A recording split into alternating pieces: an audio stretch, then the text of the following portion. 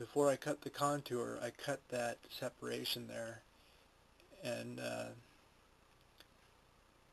I think it's probably the best way to go. If I cut the contour first, I might have had wobble and things to be concerned about, so the end product wouldn't have been as uniform. Up to you how you do it. I used a 1/4 inch drill bit, and in lack of a jigsaw, and just drilled about a 1/2 inch barrier in the red indicated approximately around the Eco Hawk, and just weakened it, and then I just filed and snapped it away. The very fine hard wood of the seasoned oak came away pretty well. You can see the book screws in the background, females on the left, and just barely see the males on the right. Here it is with the sanding block. It's just a, I don't know what it is, a 1x3 or something with some 80 grit paper, I think. Don't skimp on sandpaper as far as price goes.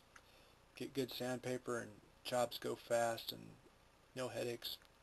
You can see I just sort of rough sanded to just what I liked. I left sort of a little right angle coming off of the bit covering or the tonneau spike. You can see the juncture. All the edges are kind of squared away. I didn't sweat it too much. I think the spine on this is, on the Eco Hawk's, actually a little proud, maybe like a 32nd of an inch. But the Eco Hawk without the scales is, I have used it for going on a year, is made so that your hand squeezes to the center away from the sharp spot, so it's really not that much of a concern. I've actually learned to cut fishing line on that little itty bitty point on the bit and back. It hasn't bit me yet. I'm sure it will sooner or later, but when you do your project, just don't do the Eco Hawk flush up against one edge of the wood like I did, and problem solved. Here we are, different angle.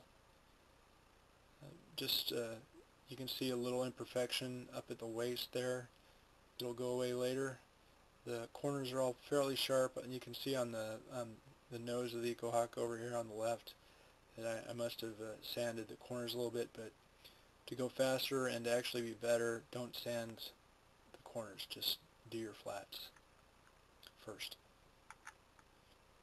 Now you can see the junction between where I sawed across the scales to make the two separate sheath handle bodies. It's still square because I haven't sanded in there this time, but I just sort of knocked down the edges with the sandpaper.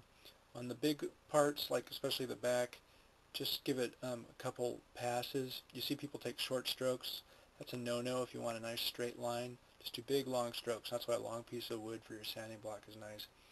And don't go crazy. It'll, you just do it by the numbers. If you had to do a bunch of these, you would go very fast. Doing a bunch is about the same size, same as doing a few. And slide, I'll show you that. And knock down the corners. On the little places, just use your finger. I've got bony fingers. You might use the sort of the crotch on the inside of a knuckle to get some spots. You can also use, I think I had a little torn up pieces of 120 that I got the dip